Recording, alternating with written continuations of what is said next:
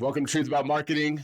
Got a really exciting guest today, not only somebody that I've worked with, but one of my good friends, Cody Alt here, serial entrepreneur, founder, been involved in a ton of different businesses. Cody, super excited to have you on. Super excited for people to hear your story. Yeah, appreciate it, man. I'm looking forward to it. Cool. Well, why don't you start off and just tell a little bit of your background, kind of where you came from, and how you got to where you are today.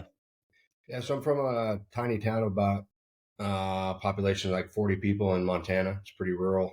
Not a lot going on. If you want to get a gallon of milk, you got to go 15 miles to drive to go get it. I grew up in Montana for until I was probably 23. I played college football, got hurt, dropped out, and then I went to the oil fields and I worked on an oil rig for a little while. And while I was doing that, I built up some connections and just kind of networks like I am pretty good at doing. And my dad was a logger. My grandparents owned a sawmill, and I convinced him to bring some of our equipment over to North Dakota and start an oil company. And we transported crude oil from the oil pads to the refineries. And we did a lot of stuff. I mean, we did reclamations of the pads. So when the oil companies left and drilled for oil, we would go in there and reclamate the pad and build roads, and we'd mow the sides of the roads for these oil companies, and it was really successful. I mean, we just traveled a lot. So I started in North Dakota, and then we went to Colorado, Oklahoma, Texas, and I lived in Texas for 4 or 5 years or so. And then when they wanted us to go back up to Colorado, I just I pulled the cord on that. That was that. Anymore. Yeah, I didn't want to do it anymore. I didn't want to. I was pretty much a glorified truck driver mechanic, if you will. I mean, that's just all my family's blue collar workers. A lot of them still do the oil field stuff. They're a lot higher up now, so their jobs are a little more cush than than they started. But it's something that I just didn't want to do anymore. So I moved back to Arizona, and I started a meal prep company.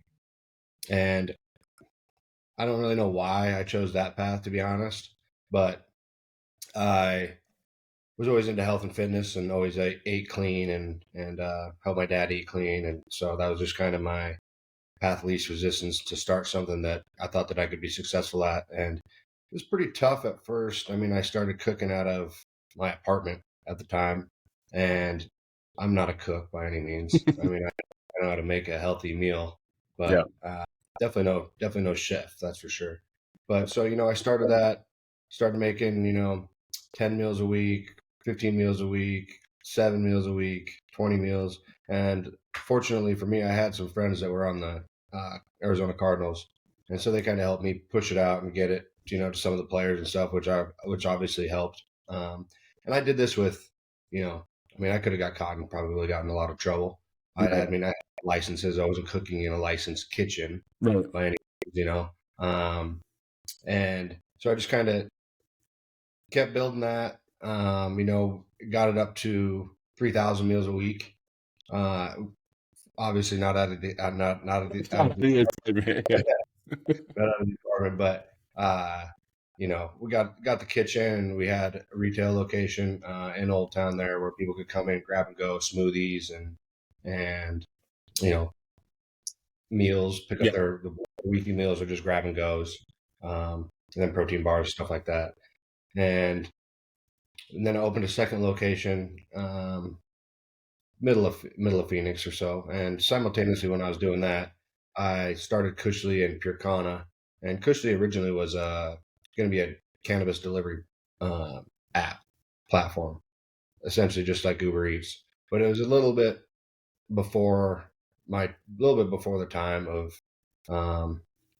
mainstream cannabis delivery. I mean, it's still really not a thing. Yeah. So, but I kind of looked at that, and I was going to launch it in LA, and I was flying back and forth from Scottsdale to LA at the time, and I just looked at all the different municipalities and legalities for like delivering. You could deliver to this corner, but if you go 2 blocks further, right, you can't do it. So it was just too big of a nightmare, and that type of business is such a volume play that to actually really make money at it, you got to be doing a lot of deliveries. Right. So I started Purcana, and it's a CBD brand. last year. It was the second largest CBD brand in the world. But I built that. We started with $18,000, and we grew it to 8 figures a month. So very successful company. I grew it, sold it in 2019. Publicly traded. I still own 25% of it. Yep. And I just kind of have this thing of, I don't know if it's not necessarily it's boredom, but I like to really work on new things and fresh, and once things start to get going, not that they're on autopilot or anything like that, but I definitely like to. I'm a starter. I really enjoy bringing things to life. Yeah, I would consider the whole serial entrepreneur thing a good description, because it's not, people talk about that, but being a serial entrepreneur means you're doing a lot of different things. You got your hands in different things. You're trying stuff, and not everything's a success, right? I mean, I'm sure you've had things that failed just as well, right? I think I remember, not that it failed, but there was a boxer company or whatever at one time, right? You got excited about that. And not that it didn't work, it gave you experience, which now you have other brands that do it, right? Like off season can take a lesson from what happened with that, right? Yeah, like slaps. So Slaps, that was it. Yep.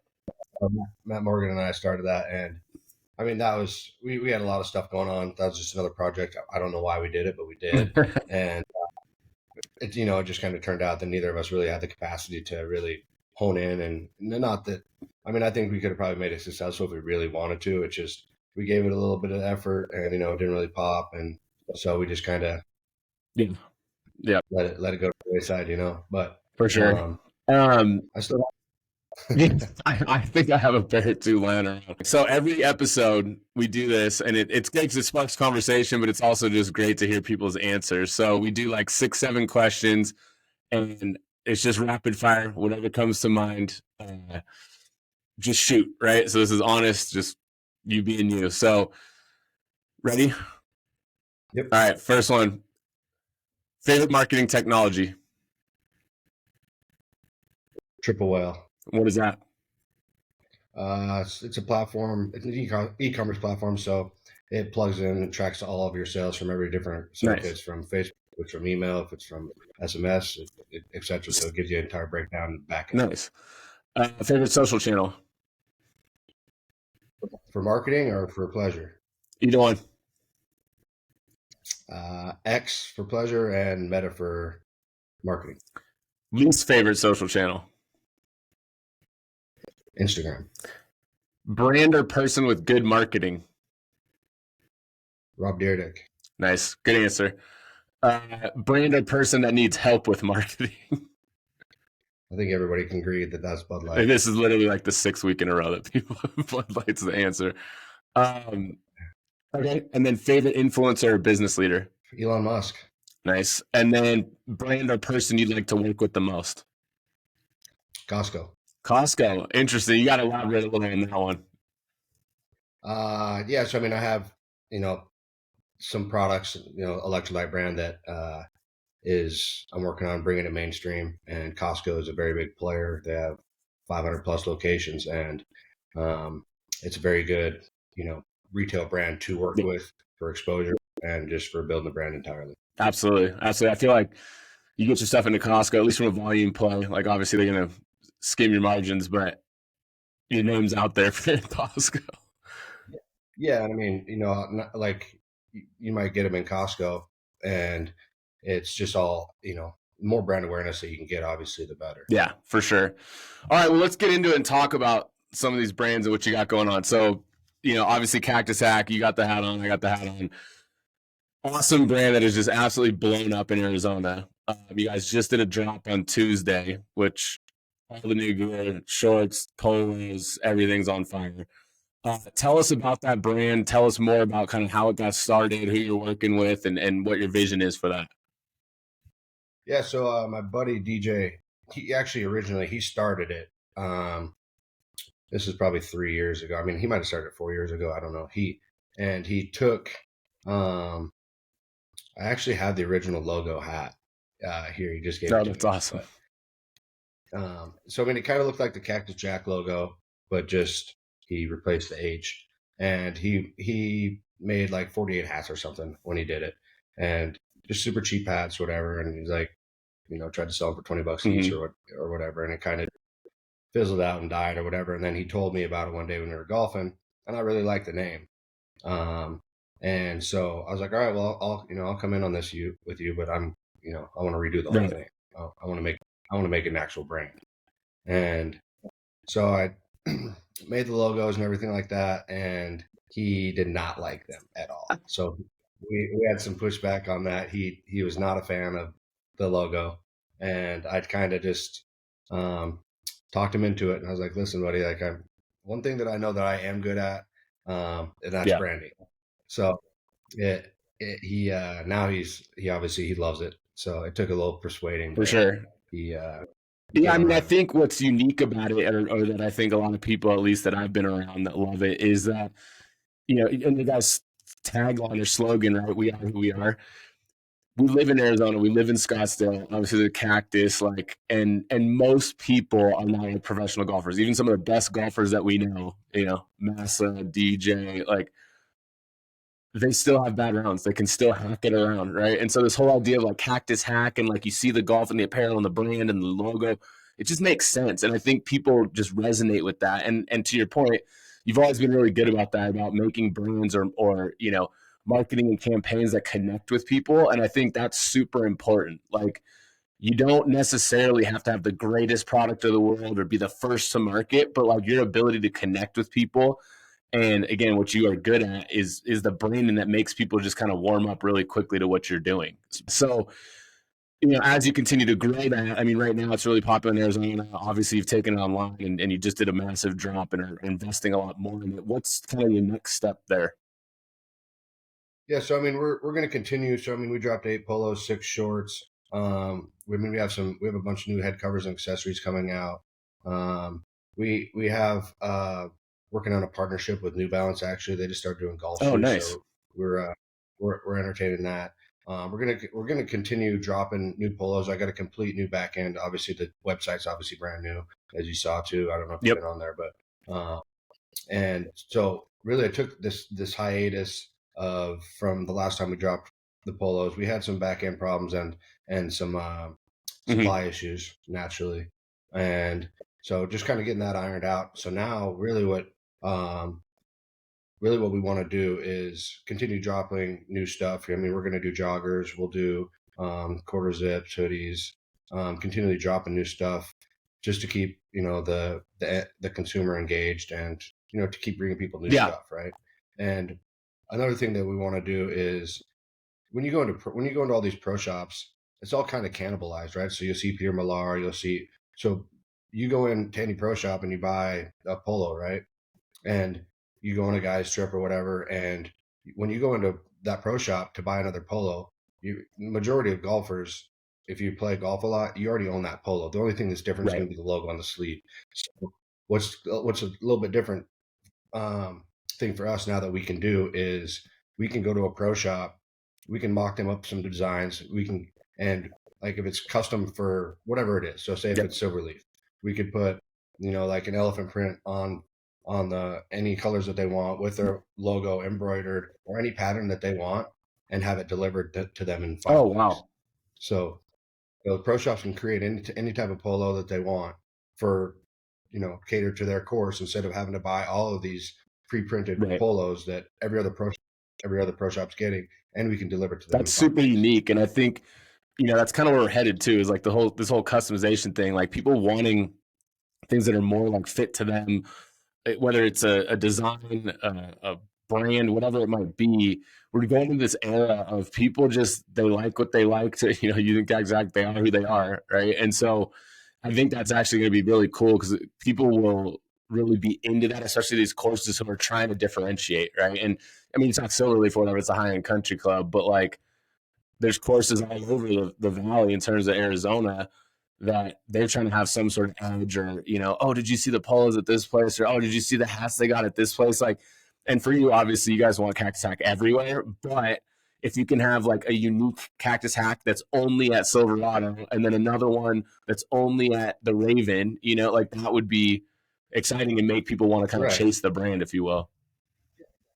Yeah, exactly. And a lot of these clubs, they do Yeah. want to be different, right? They don't want to just carry the same old shit that everybody's carrying. So if we can offer them some differentiality to that they've actually never had before, because Right. nobody does it, first of all. All they do is work with big brands, and that they put the logo on the sleeve or whatever. So we'll make any design that they want to make, or they can carry our line, obviously, but or they can make any design they want to make, and then we'll just have the inside tag, whatever. It's a cactus sack polo, but you'll have For your sure. branding. So talk a little bit. I mean, obviously, you're working with a ton of brands, and I think people ask a lot or are very interested. Obviously, I've done the coffee business, and that's a highly saturated market. There's a lot of players in the coffee business. You guys are in the golf business, right? Again, to your point, you said there's Travis Matthew, Peter Millar, like there's all these companies, like even your bad buddies who, kind of focused on polos and they're fun and unique and whatever.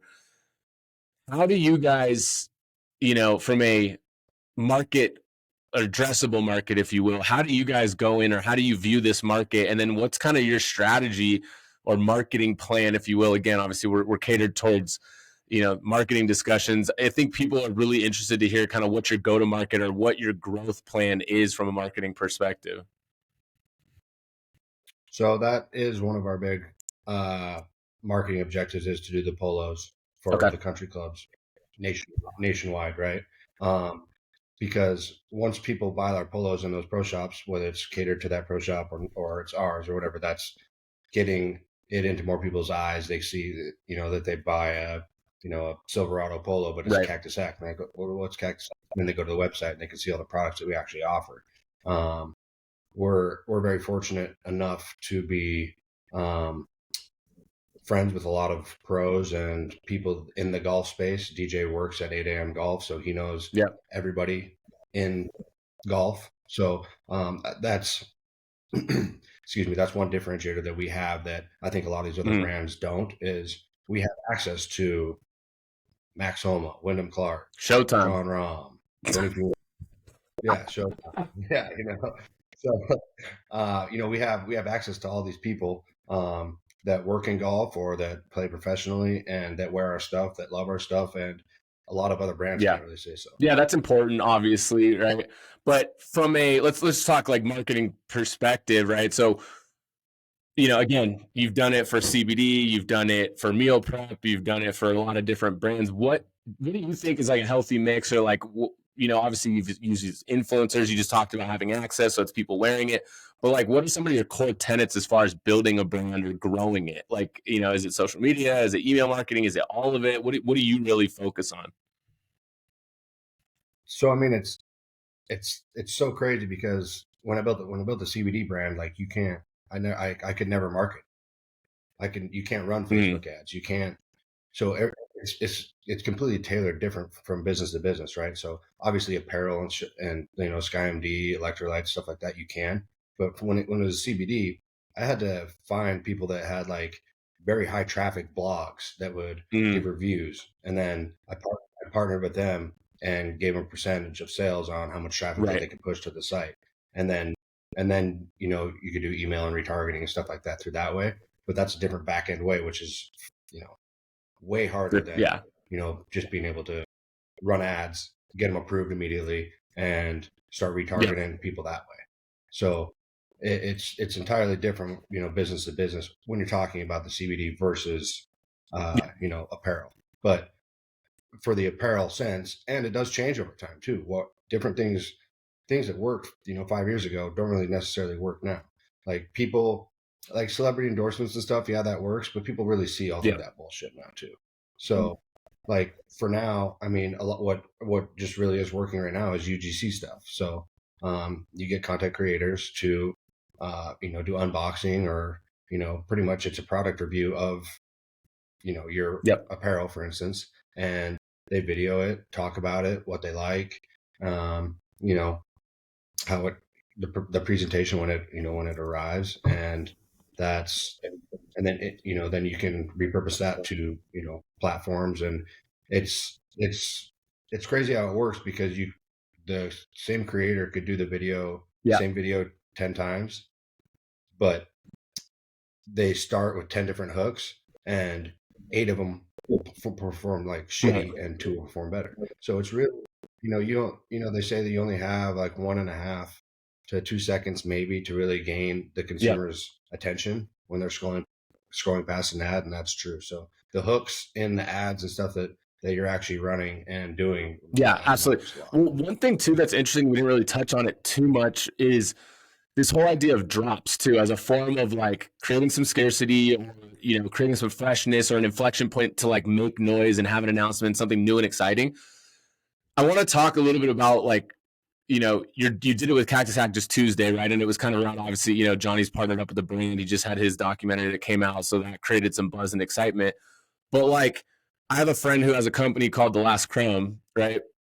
And it's a brilliant model. They make really high end, high quality, amazing, delicious cookies. But there's only 12 cookies in a box, and they come, and it's like a whole presentation. And like you said, they got celebrities, influencers, all these people doing these unboxings, cool as hell. But they just do drops. So there's not an unlimited supply. They do unique flavors every month. And so it's like, it's kind of a crazy idea, but these sell these boxes of cookies for $120. Like, literally $10 a cookie. And you're going, how? But it's because of that exclusivity and scarcity. They sell every single dropout, right? Because people want them. They want to try the new flavor, the flavor of the month, or whatever this month's kind of drop is. So talk a little bit more, because I know you've done it with multiple brands, right? Where like off season is another one. You guys do these drops, and it creates a bunch of buzz and excitement. But like, what else is kind of the benefits of doing that? I mean, it's people fear missing out, right? So, and then also if the brand is cool, like you're saying, like the cookie company, they have a similar business model to Crumble, except Crumble, they don't do drops. Like they have consistent cookies that if you get a flavor, there's a good chance you can probably get it again.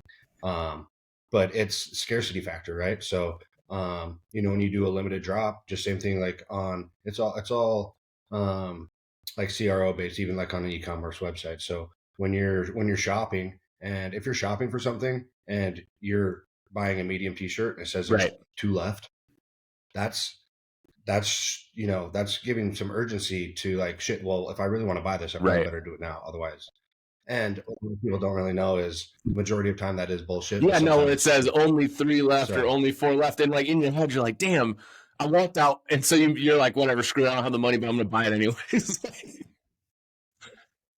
Yeah, exactly. So that's what it does, right? And so when companies come out and they're like, this limited drop, and when they're dropping stuff that's limited, that I mean, we did that. So we did that with Cactus Tech for hats when we had the supply issues for a long time. We were still selling hats, but when we would drop hats, people know when we drop the hats, if you don't get one, they will sell out, and they do. All like that's just it's just inevitable. And yeah, we could order more for sure to keep them in stock, but also at the same time, it kind of gives people that urgency. Like when they drop, like I better get one, or this one's getting a little wore out. I better get a fresh one.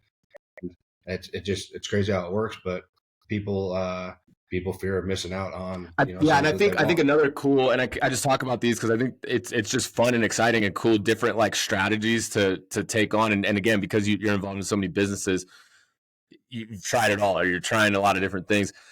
One of the other ones, the recurring revenue model, right? Like everybody wants to be able to book business that they know is going to come in every month, right? For the coffee business, for us, I want somebody to like be on subscription that every month they're buying a bag or 2 bags or whatever, right? So I know that money's coming in. I think another really cool model with obviously brands that you've worked with, Pure Panda did it as far as recurring for, hey, I want every month to be sent this. But another one when we talk about like apparel and what you're doing now is like with Stevenson Ranch and Mike and them, they have like their hat club, right? And every month that there's a new hat, and you only get that if you're part of the club. So there's a mix of this scarcity thing, but also new stuff every month, and you're a part of something, right? And I just think that's a brilliant model as well, which who knows, maybe you guys do that for off season at some point or for Cactus Hack, but I just think what they're doing over there and creating that kind of connection with their brand and like this new excitement and something to look forward to. I mean, let's also be honest. The economy's shit right now. People are kind of in the dumps. Like, for them to just be able to look forward to a hat every month, a new hat, it like gives them something to be excited about, something to make them smile. So I think that's super cool. I don't know if you guys have any plans or any, you yourself have thoughts on the recurring model, but Yeah, I mean that's obviously, whether it's SkyMD, and so one thing that we're going to do with SkyMD is we're about to relaunch. It's literally the best hydration product in the marketplace by far. I haven't really talked Yeah, about it yet. I will in a minute, but um, we are going to do something similar to that sweet, with SkyMD. So it'll be like 30% nice. subscribe and save. Yeah, Um, those are delicious. By the way, I got so one. obviously, I'm about to go drop one in my water right now. So and And the new stuff's even better, man. I'm really excited for everybody to try out all the new stuff. I mean, we really worked hard. I mean, we launched it, 2 years ago or a year and I've been working on this. We've been working on this for 2.5 years, say, but we did the first launch. Kind of had a bunch of problems with manufacturer and just ran into a bunch of hiccups. Like he didn't put tear notch on them, and so there's just a lot of mistakes and stuff that we did. The powder and everything inside is still good, but what we did is we got one of the top regenerative doctors in the country to come on board and help us formulate all these new formulas. And so we have hydration, hydration plus right. energy, hydration plus sleep, hydration plus immunity, and then we're the only hydration company to do a hydration plus greens, and it has 28 superfoods and 1,300 Wow, milligrams of that'll be good, electrolytes per dude. The stick. the age of Um, compounding, people getting like everything in one drink, like we're there. Like people don't want to drink or eat like five different things. They're yeah, like, just give me one thing that takes care of all my nutrition. So that sounds like that's gonna be a winner. yeah, exactly. Yeah, yeah, for sure. I mean, you can take 4 of these a day, which unlike a lot of the competitors, we reverse engineered all their formulations, and we took everything that was really good and really bad out, and really good that we put it in, and Yep. bad stuff that we didn't like out. Like a lot of these companies, like sodium's technically an electrolyte, right? So um, these companies will have 2,000 milligrams of electrolytes and say they have 2,500 milligrams of electrolytes per stick, but really 2,000 of it is sodium. So you drink those a day, plus all the food that you eat, you can't be taking in Right. 9,000 milligrams of sodium a day. Yep. You will swell up like a bull. So it's something I'm really excited about, and we had some hiccups with packaging and stuff. It was supposed to launch a month and a half ago or so, but Nice. we're about 2 weeks out now, finally. Uh, so That's I'm really awesome. excited for that. But back to your question, yeah, back to your question about um, the recurring revenue. We are doing something with that with Cactus Hack. We have we have Cactus Hack Country Club. So in you'll pay a yearly fee or a monthly fee. We haven't really decided yet. And then same thing, you'll get custom drops, whether it's hats, polos, and you also get early access Nice. to new That's stuff awesome. as Yeah, that would well. be good. I think again too, just once you get in with the brand, and now Cactus Hack being like really popular in Arizona, people and off season as well, right? Like you and Graham, obviously Graham's a killer, at creative and making like cool looking stuff as far as designs and things like that. It People see like when we're out or like whether it's in Old Town or we're at dinner or whatever, and they're like, oh, is that a new off-season shirt? I haven't seen that one on the site. And you're like, well, it's not out yet. Or oh, it was like a limited drop or whatever, right? Like that kind of stuff, it just gets people going. You know what I mean? It's like Cactus Hack applies the same thing with the Cactus Hack Country Club is brilliant. What's super cool about what you've done too is like you're building brands like friends and people in like industries that you're passionate about. Like talk a little bit about like, the people you work with and like what makes a good partner, right? Like that's something that's really hard for people, you know, a lot of us can't just like go into business by yourself and do everything by yourself. You need help, you need people, you need smart people around you. Like talk a little bit about like the people you work with and like what made them desirable to work with and like, advice for other people when they're looking for partners, how to get into business. Yeah, so I mean, a lot of people are actually really they frown upon like working with friends, and I kind of disagree with that. Um, I don't have a business Mm-hmm. partner that I wasn't friends with before. I actually think the opposite, because if you don't really know that person and then money becomes involved, you see an entirely different human. So it's got to be someone that you actually really know and trust. And both people have to be passionate about, kind of what the project is, what, if it's CBD, if it's apparel, if it's electrolytes, like you got to have a passion for what you're doing. And also, you can't just be there and think about the money. Like you really do want to make a difference. Like obviously, Cactus Sack, it's fun for me. I mean, obviously I'm a big golfer, and so it's really easy for me to want to be in a business like that just because it's something that I'm already doing. And, you know, whether we grow it to a bunch of money and sell it or not. That's not really my goal. My goal is to help, bring some cool Yeah. apparel to people that, really love the brand. And, on the electrolyte side of things, I genuinely really do believe that it's one of the best products. It is the best product on the marketplace by a long Yeah. shot, and it's going to help a lot of people. Um, Not thinking about the money, like if for the SkyMD, for instance, if you're actually helping Yeah. people, if you're making a difference, the money's going to come, right? And that's just how it works. But for finding a business partner, I so each company that I'm involved with, Yeah. I really only have one partner. There might be some people that have minority or whatever, but for the most part, when I started Right. it, it's just been me and one guy, um, and it's kind of crazy how everything kind of ebbs and flows in different ways, and how it happens and the timing of things. But like SkyMD, when Steph brought it to me, I didn't Right. really want to do it. I was busy doing a bunch of other stuff, and I taking on the capacity of doing something else. But I've actually just grown to be passionate about it, and realize the lapse in the marketplace of how shitty all these other products actually are. um, so that's it's kind of exciting, um, that that product in particular. But for choosing business partners and stuff, I mean, I think you gotta stay with what your core beliefs, and how you want things to be ran. And I don't think you need to have a bunch of employees in today's day and age to necessarily be successful. As you grow, yeah, you can delegate things out, but also for an entrepreneur, I think a lot of people get stuck in this thing when they start a company, Right. that they try to do everything themselves, right? So you can't teach yourself how to be an email marketer, and then also not, and then you're also the best media buyer, plus you're doing the customer service, and then you're doing all the graphic design for. I mean, it just doesn't work that way, and a lot of people get stuck trying to pinch pennies and save money. And if you don't have a lot of money, that's fine. You don't have to do all those things at once. But now there's so many different platforms and AI and stuff that you can do things Yeah. for very cost effective, that Yeah. you can still get it done, right? Um, so I think just delegating those things out to people that have experience in doing it and that are really good at it, you're going to excel a lot Yeah, and I faster mean, I than if you think try to obviously do everything too, yourself. there's so much. I think people get hung up on the fact that like everything works and it's always good. Like, dude, the stories we haven't talked, like there's been plenty of failures, plenty of things that didn't work, plenty of people that didn't work out. Like it just happens, you know what I mean? But you need to try things. I think your kind of point of just like having this willingness to like trust in other people, delegate, like that's the only way you're gonna be able to scale and grow, right? You can't do everything by yourself, like you said. But what is, as you're looking at that, obviously you now, again, we're in a little different stage than some people who are just getting going or early on, right?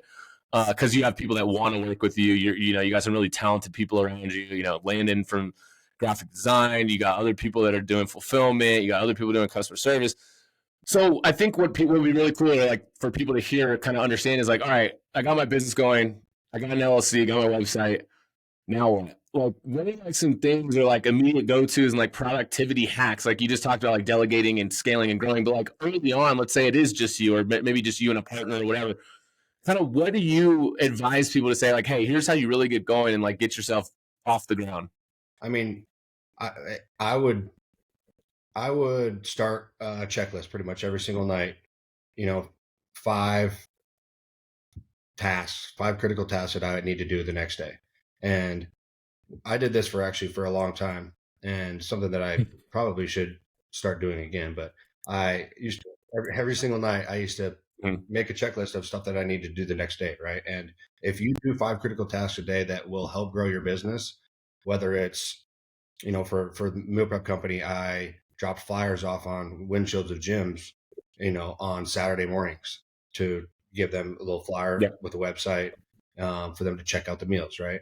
So that would be a critical task. Another one would be sending DMs to 100 gym owners or 100 fitness trainers.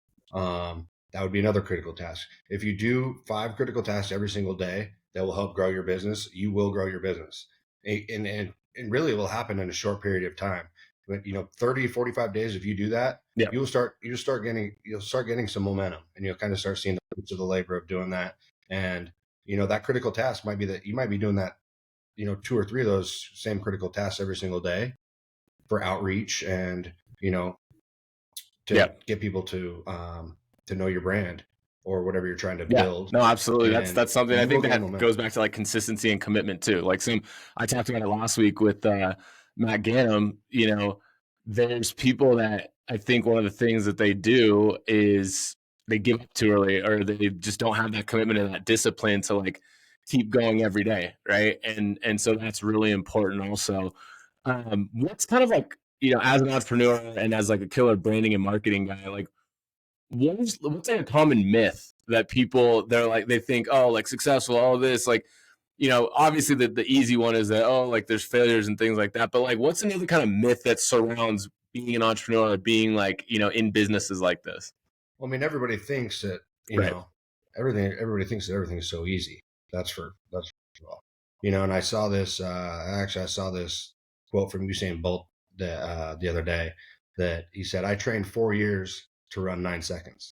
So if you think that, stuff's not going your way for 3 months, 6 months, maybe even the first year, thinking about that kind of really brings a light to it. You know what I mean?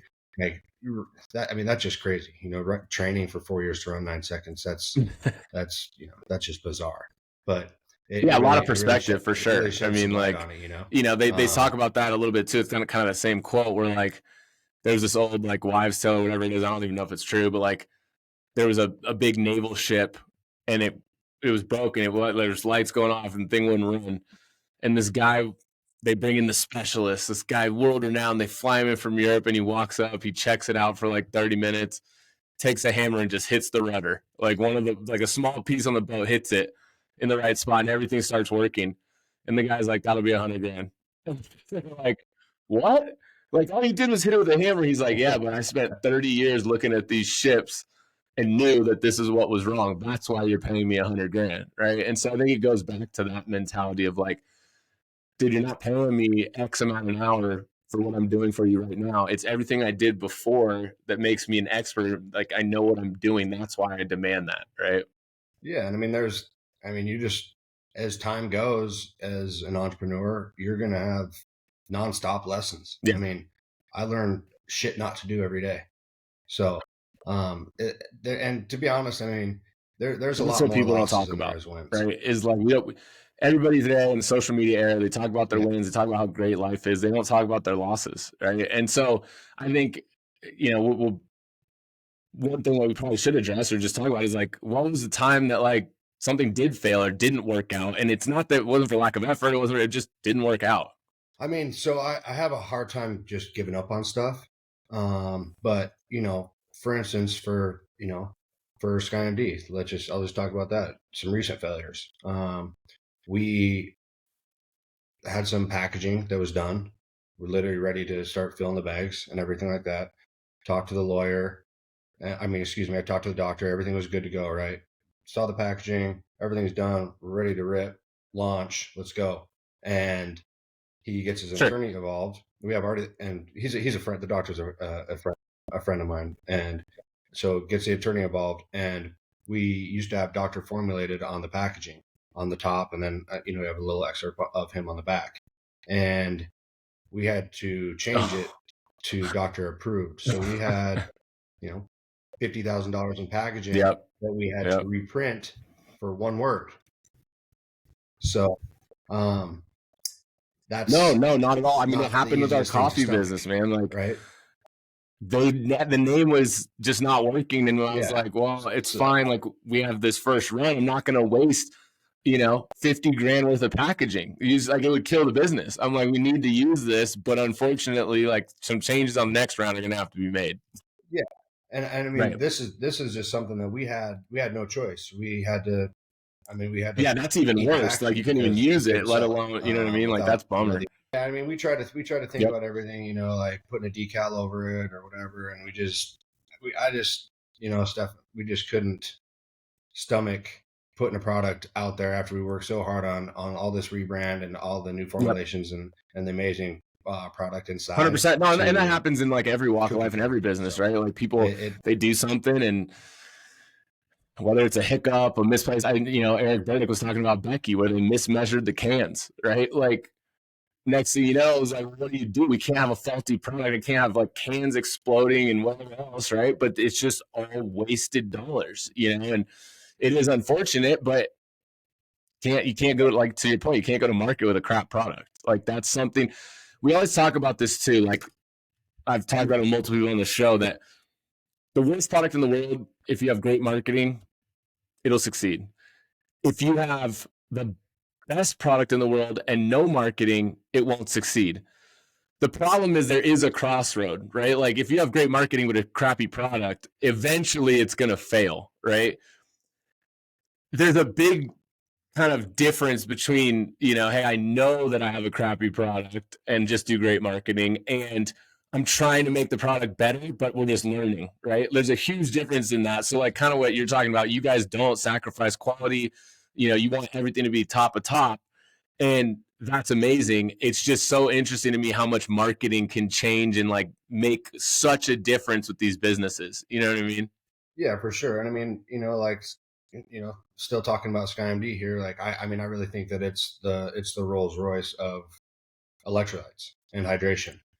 It's just far superior than anything in the marketplace. And I challenge anybody to, you can look at the back, the SFPs, and you can literally look at the back of mine. You can look at the back of Liquid IV or any other brand out there, and you can see how much more vitamins and minerals and electrolytes that we have in ours.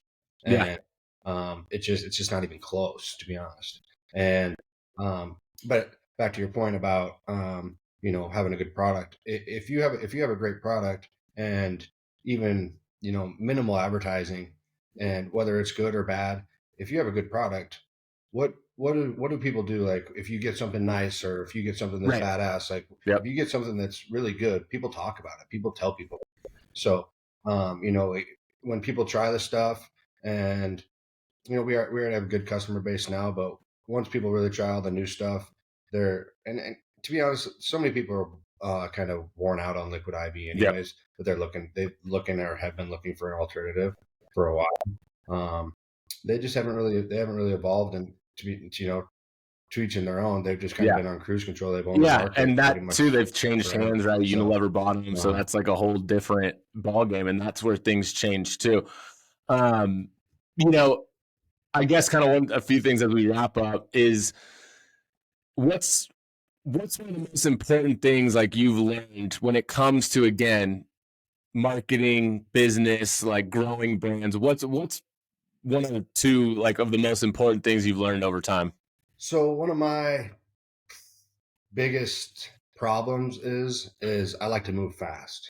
So I'm trying to teach myself and learn to slow down a little bit, because I've just always been the person that go, and if there's a mistake, I'll just fix it along the way. And recently for some things that's just kind of bit me in the ass, and so I'm trying to learn to slow down a little bit, to be a little bit more patient, and because I mean I want to go, I want to get it done, and then get on to the next thing.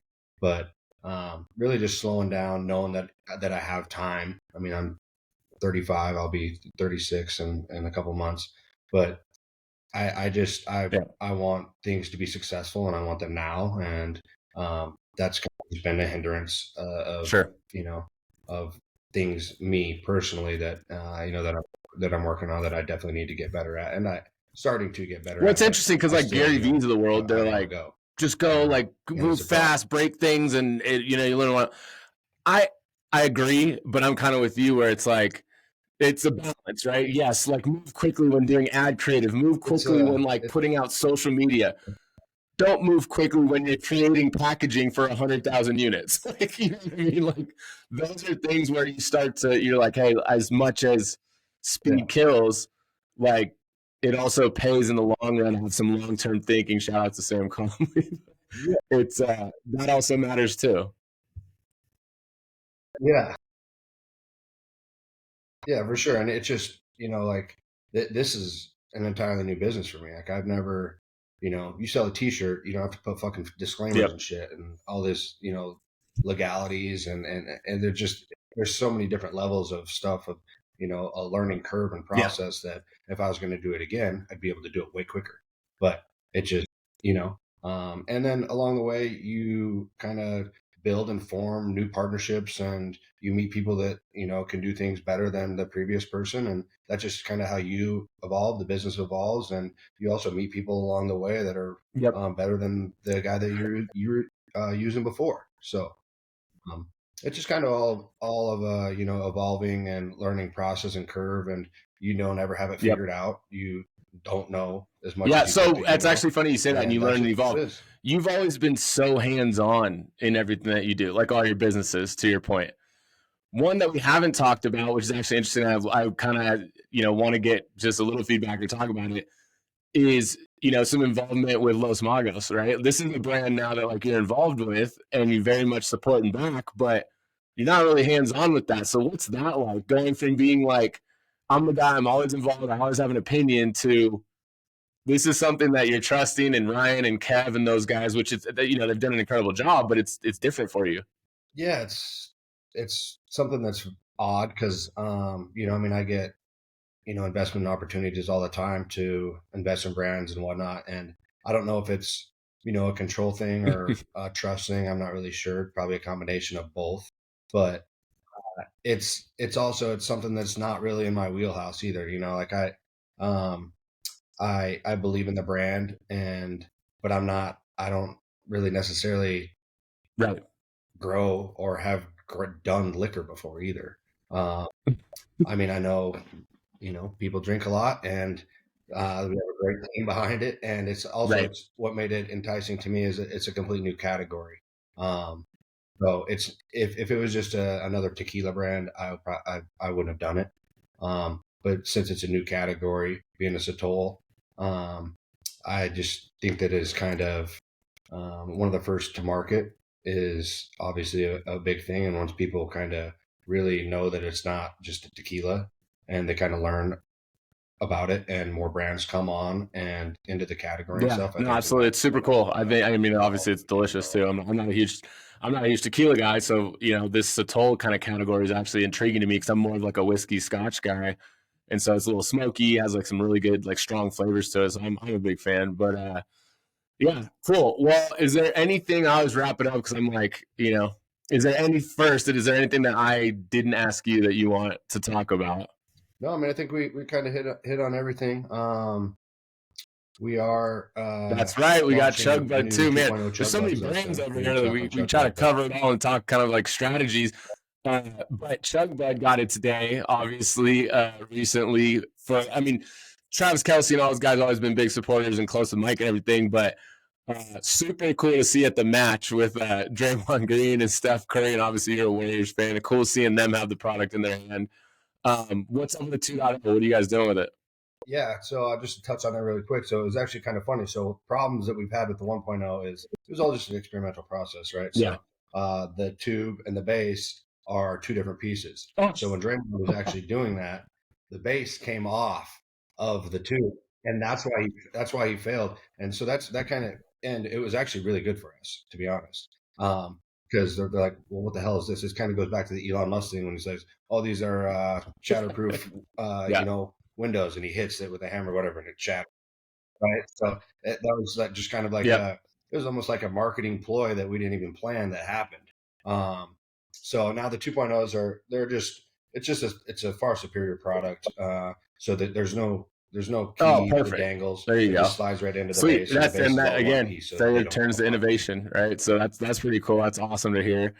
Cool. And then, is there anything, I always ask you because I ask questions for like 45 minutes. Is there anything you want to ask me? Yeah, I'm just kind of curious on how this is kind of going for you. I mean, I'm sure it's probably a learning curve. Yeah. It's it's obviously something new that you've never done before. So there's probably some things that you've learned along the way that episode one's probably it's been really cool. I think it's one of those things too where people talk about doing something. Oh, I'm going to do this. I'm going to do this. I'm going to do this. And you just don't do it, right? Like you never get around to it. And so this has been really fun because it's something that I've had to stay committed to. And, I told myself, you're going to do this for at least a year, right? You're going to do 1 year of these. That's 52 interviews. It's one a week. Commit to that. Like, and if you can do that, then you see where it goes. And honestly, in the first, I think this is number 10. I've enjoyed every second of it. I've had great conversations, and again, there's some good, some bad. There's hiccups, there's missed schedules, there's the editing, like whatever it might be. You run into stuff, but overall, it's just been so worth it to like connect with people, have conversations, grow my network. Business opportunities have come up, new clients have come up. It's just one of those things that and my advice always to people is like, just keep going. Like, just don't give up.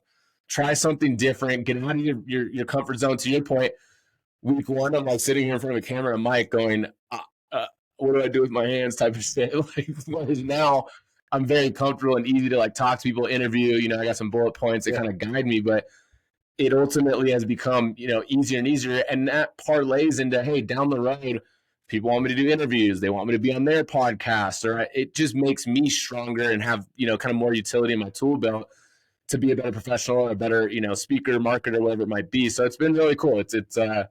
It's rewarding, and I'm glad that I did it. So yeah, I mean, I think it's kind of in your wheelhouse, anyways. You're pretty personable, sure. and you got the gift of gab, and in a good way. So I think it's good for you, and there's questions and stuff that you ask. You can also learn. Absolutely. Well, dude, I appreciate it. Thank you for taking the time.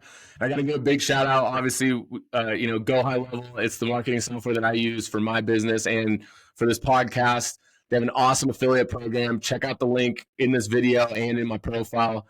Shout out to them. Cody, thank you again for coming on. I'm stoked. Glad that you could be here. Glad all is well. Check out his brands. There's a laundry list of them. I'll tag them in the video, but Cactus Hack, Chug Bud, Off Season, Sky MD, you name it, right? Check them out. Cody Alt, appreciate you, brother.